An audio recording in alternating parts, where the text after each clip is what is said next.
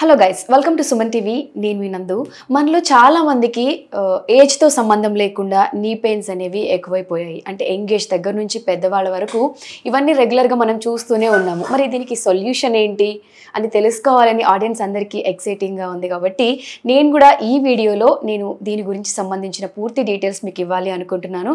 ప్రస్తుతం మనం Ashoka international pain management నుంచి డాక్టర్ రాహుల్ గుల్వే గారు మనతో పాటు ఉన్నారు. 14 years నుంచి ఆయన సీనియర్ డాక్టర్ అని చెప్పుకోవచ్చు, ఎక్స్పీరియన్స్డ్ డాక్టర్ అని కూడా చెప్పుకోవచ్చు. మరి రాహుల్ గారితో మాట్లాడి మీకున్న డౌట్స్ అన్ని మీ తరపున నేను ఇవాళ క్లియర్ చేస్తాను. నమస్తే అండి. ఎలా ఉన్నారు రాహుల్ గారు? అంటే ఇప్పుడు అందరికీ ఉన్న కామన్ డౌట్ ఏంటి అంటే నీ పెయిన్స్ అంటే ఏజ్ పైబడిన వాళ్ళకి ఇంతకు ముందు వచ్చేవి.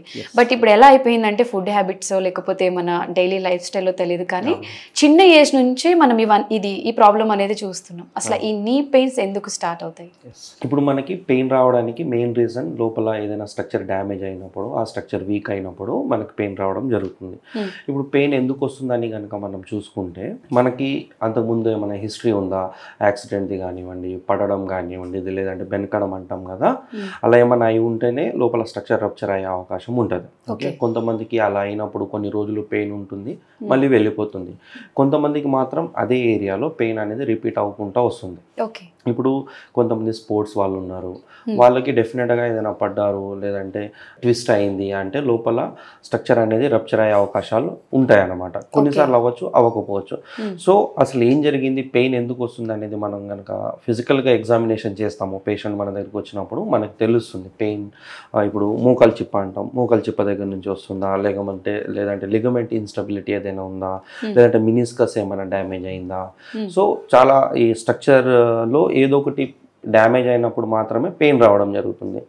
సో పెయిన్ రావడానికి ఒకటి యాక్సిడెంటల్ హిస్టరీస్ ఉంటాయి, స్ట్రక్చర్ డ్యామేజ్ అయ్యేది. సెకండ్ వచ్చేసి ఏజింగ్ ఫ్యాక్టర్, అంటే అయితే యాక్సిడెంట్స్ ఇవి కన్సిడర్ చేస్తారు.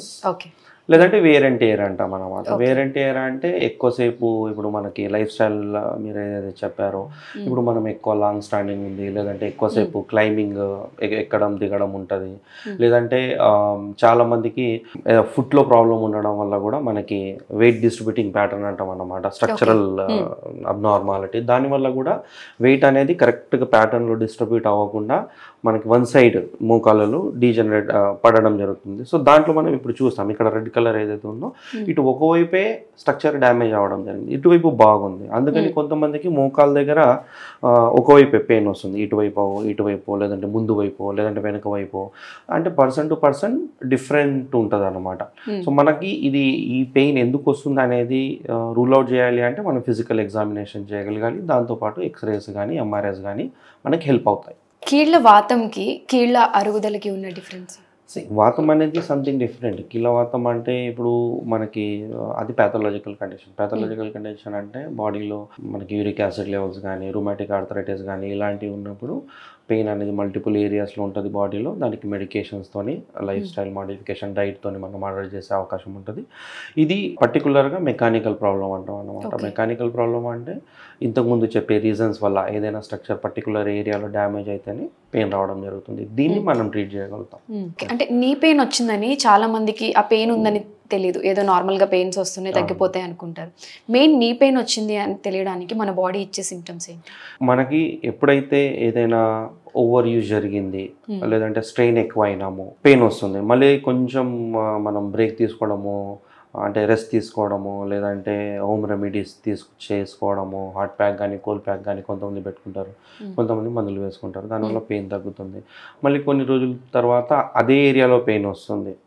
సో ఇది మెయిన్గా మనం చూడాలన్నమాట. పెయిన్ అనేది ఒకటే ఏరియాలో మళ్ళీ మళ్ళీ మళ్ళీ మళ్ళీ వస్తుందంటే డెఫినెట్గా ఆ స్ట్రక్చర్లో ఏదో ప్రాబ్లం ఉందని అర్థం. ఓకే, రిపీటెడ్గా వస్తే మనం దాన్ని ప్రాబ్లంగానే తీసుకోవాలి. ఓకే, చాలా మందికి నీ పెయిన్ సౌండ్తో కూడిన పెయిన్ వస్తుంది, అంటే దానికి సిమ్టమ్స్ ఏంటి, దానికి కారణం, మెయిన్ రీజన్స్? మనకి ఇప్పుడు పెయిన్, డిస్కంఫర్ట్, ఇన్స్టబిలిటీ, లేదంటే క్రిపిటస్ అంటాం, సౌండ్స్, ఇవి వస్తాయి. ఇవి వస్తున్నాయి అంటే లోపల డెఫినెట్గా స్ట్రక్చర్ అనేది డ్యామేజ్ అవ్వడం మొదలైందని అర్థం. సో మనకి ఇప్పుడు ప్రతి జాయింట్లో సైనల్ ఫ్లూయిడ్ ఉంటుంది, జాయింట్లో అంటే ఫ్లూయిడ్ ఉంటుంది. ఆ ఫ్లూయిడ్ ఉండడం వల్ల ప్రాపర్గా మూవ్ అవ్వడం జరుగుతుంది. సో ఎప్పుడైతే స్ట్రక్చర్ డ్యామేజ్ అవుతుందో ఒకదానికొకటి ఆ స్ట్రక్చర్ అనేది రప్చర్ అవ్వడం జరుగుతుంది. స్ట్రక్చర్ డ్యామేజ్ అయినప్పుడు ఫ్లూయిడ్ కంటెంట్ కూడా తగ్గుతుంది అండ్ ఫ్రిక్షన్ మూవ్మెంట్ రావడం జరుగుతుంది.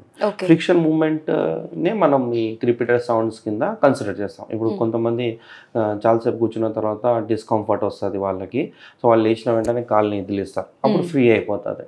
లేదంటే కొంతమందికి ఏంటంటే కొన్ని మూమెంట్స్ స్క్వాట్ మూమెంట్ చేసేటప్పుడు, కింద క్రాస్ లెగ్ సెట్టింగ్లో కూర్చొని నిలబడేటప్పుడు అప్పుడు సౌండ్ వస్తుంది అన్నమాట. సో అలా వస్తుంది అనుకుంటే స్ట్రక్చర్ లోపల డ్యామేజ్ అవ్వడం మొదలైందని అర్థం. అంటే ఈ మధ్య కాలంలో నేను ఇంట్రడక్షన్లో చెప్పినట్టు యూత్లో మెయిన్గా ఈ ప్రాబ్లమ్ నీ పెయిన్కి సంబంధించిన ప్రాబ్లమ్స్ రావడానికి రీజన్ యూజువల్గా స్ట్రక్చరల్ అబ్నార్మాలిటీ అన్న ఉంటుంది, ఓకే, లేదంటే ఓవర్ యూజ్ అన్న ఉంటుంది. ఇవి మెయిన్ రీజన్స్ స్ట్రక్చర్ డ్యామేజ్ అవ్వడానికి. ఓకే, స్ట్రక్చరల్ అబ్నార్మాలిటీ అంటే వాళ్ళ స్ట్రక్చర్ అనేది ఇప్పుడు మనకి డిఫార్మిటీస్ అంటాం అనమాట నీ జాయింట్స్లో. ఇప్పుడు జన్యు వ్యారం, జన్యు అల్గస్ అని, కొంతమంది బౌలిక్స్ అంటాం కదా, ఇలా ఉంటాయి కాళ్ళు మోకాళ్ళు కనుక మనం చూసుకుంటే. లేదంటే ఫుట్ ఇంజురీస్ ఏమైనా ఉండడం, లేదంటే ఓవర్ యూజ్ జరగడం స్ట్రక్చర్ని. దీనివల్లనే స్ట్రక్చర్ మెయిన్గా డ్యామేజ్ అయ్యే అవకాశం ఉంటుంది. అంటే నీ పెయిన్స్కి ఏజ్ లిమిట్ ఏమైనా ఉంటుందా? మనకి ప్రాబ్లం పెయిన్ రావడానికి ఈ మెకానికల్ పెయిన్కి అయితే ఏజ్ లిమిట్ ఏం లేదు. అఫ్కోర్స్ పిల్లల్లో అయితే తొందరగా వాళ్ళలో హీలింగ్ బాగుంటుంది కాబట్టి ఫాస్ట్గా ఏదైనా వాళ్ళు పడ్డారు, ఏదైనా తగిలింది, వాళ్ళ బాడీలో రిపేరింగ్ అనేది జరుగుతుంది. చిన్న చిన్న ఇంజురీస్ అయితే పెద్దవాళ్ళలో కూడా మనకి హీలింగ్ అనేది జరుగుతుంది, జరగదని కాదు. కాకపోతే ఇంటెన్సిటీ ఆఫ్ డ్యామేజ్ ఎక్కువ ఉన్నప్పుడు ఏంటంటే ప్రాపర్గా స్ట్రక్చర్ రిపేర్ అవ్వకపోవడము, లేదంటే ప్రాపర్గా దాన్ని అడ్రస్ చేయలేకపోవడము, లేదంటే ఇంజూర్డ్ అయిన స్ట్రక్చర్ని మనం దాన్ని ప్రాపర్గా రీహాబ్ చేయకుండా దాన్ని అలాగే యూజ్ చేయడం వల్ల కూడా స్ట్రక్చర్ లాంగ్ రన్లో ఇంకా ఎక్కువ డ్యామేజ్ అవుతుంది. కాబట్టి ఇంటెన్సిటీ ఆఫ్ డ్యామేజ్ పెరిగే కొద్దీ intensity of pain and frequency of pain కూడా పెరుగుకుంటూ వెళ్తుంది. యూజువల్గా మనం స్పోర్ట్స్ పీపుల్స్ని చూస్తాం, వాళ్ళు పడుతూ ఉంటారు, లేస్తూ ఉంటారు, వాళ్ళకి ఇంజురీస్ జరుగుతూనే ఉంటాయి. కానీ వాళ్ళల్లో ఎందుకు పెయిన్ లాంగ్ లాస్టింగ్ ఉండదు అంటే వాళ్ళు ప్రాపర్గా ఫిజియోథెరపిస్ట్ దగ్గరికి వెళ్ళి వాళ్ళ దగ్గర ప్రాపర్ ఫిజియోథెరపీ ట్రీట్మెంట్ తీసుకొని ఆ స్ట్రక్చర్ని రీహాబ్ చేసుకొని స్ట్రెంత్ చేసుకొని మళ్ళీ వాళ్ళు ఆ స్ట్రక్చర్ని న్యూట్రలైజ్ చేసుకొని నార్మలైజ్ చేసుకొని మళ్ళీ ఆడతారు. అంటే ఇప్పుడు వన్స్ నీ పెయిన్ వచ్చిన తర్వాత మనం డైలీ ఎక్సర్సైజులు చేయడం వల్ల దీన్ని కంట్రోల్ చేయొచ్చు అంటారు? డెఫినెట్గా. ఇప్పుడు మనకి ఏ ఎక్సర్సైజ్ చేయాలనేది ఇంపార్టెంట్. ఎక్సర్సైజ్ చేయడం వల్ల స్ట్రక్చర్ రిపేర్ అవుతుంది, స్ట్రెంగ్త్ అవుతుంది. కాకపోతే ఏ ఎక్సర్సైజ్ చేయాలి అనేది మనం డిసైడ్ చేస్తాం. మనం ఎలా డిసైడ్ చేస్తాం? పేషెంట్ ఎప్పుడైతే మనం ఎగ్జామినేషన్ చేస్తాం కదా, అక్కడ వాళ్ళకి ఏ మజిల్ని స్ట్రెంత్ చేయాలి, ఏ మజిల్ని రిలీజ్ చేయాలి అనేది వాళ్ళ బాడీయే మనకు చెప్తుంది అనమాట. అంటే వన్స్ నీ పెయిన్ వచ్చిన తర్వాత చాలామంది హాస్పిటల్కి వచ్చి ట్రీట్మెంట్ తీసుకుంటారు. ట్రీట్మెంట్ తీసుకున్న తర్వాత కూడా మళ్ళీ పెయిన్స్ వచ్చే ఛాన్స్ ఉంటుందా? ఇప్పుడు మనం చేసే ట్రీట్మెంట్ సిమ్టమాటిక్ ట్రీట్మెంట్ కాదు. అంటే మన ఇంటెన్షన్ ఆఫ్ ట్రీట్మెంట్ అనేది పెయిన్ని కిల్ చేసేది కాదు. మనం ఏదైతే ట్రీట్మెంట్ చేస్తాం కదా, ఆ పెయిన్ ఎందుకు వస్తుంది, ఎక్కడ స్ట్రక్చర్ డ్యామేజ్ అయింది, ఏదైనా అబ్నార్మాలిటీ ఉందా స్ట్రక్చర్లో, ఏదైనా ఇన్స్టబిలిటీ ఉందా స్ట్రక్చర్లో, ఏ మజిల్లో ఓవర్ ఫైర్ అవుతుంది, ఏ మజిల్ వీక్ ఉంది. సో మనం స్ట్రక్చర్ని రిపేర్ చేస్తాం, దాని అలైన్మెంట్ని కరెక్ట్ చేసుకొని.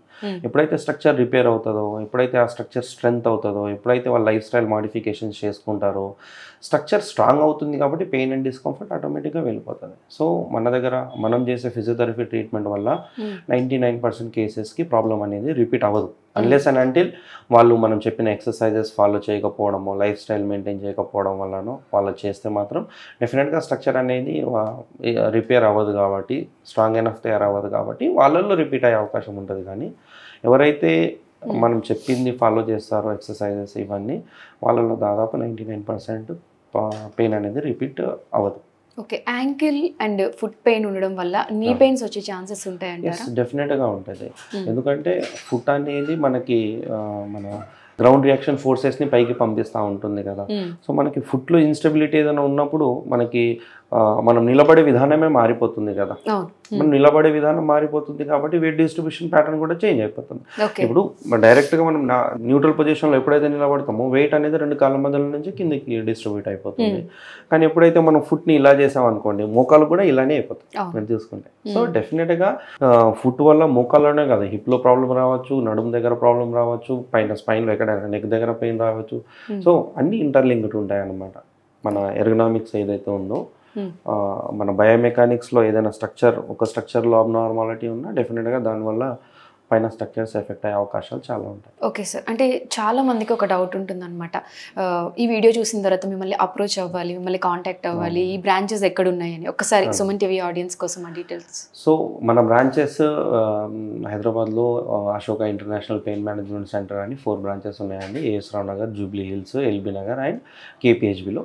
సో మీకు ఇలాంటి నొప్పులతో బాధపడుతున్నారు అనుకుంటే మీరు ట్రీట్మెంట్స్ దగ్గరలో ఉండే క్లినిక్స్లో తీసుకున్నప్పుడు బాగుంటుంది, మళ్ళీ పెయిన్ వస్తుంది. సో మీరు మీ ప్రాబ్లమ్కి ఫుల్ స్టాప్ పెట్టాలనుకుంటే డెఫినెట్గా Ashoka international pain management centre అనేది మీకు ఫుల్ స్టాప్ లాగా యూజ్ అవుతుంది మీ పెయిన్కి.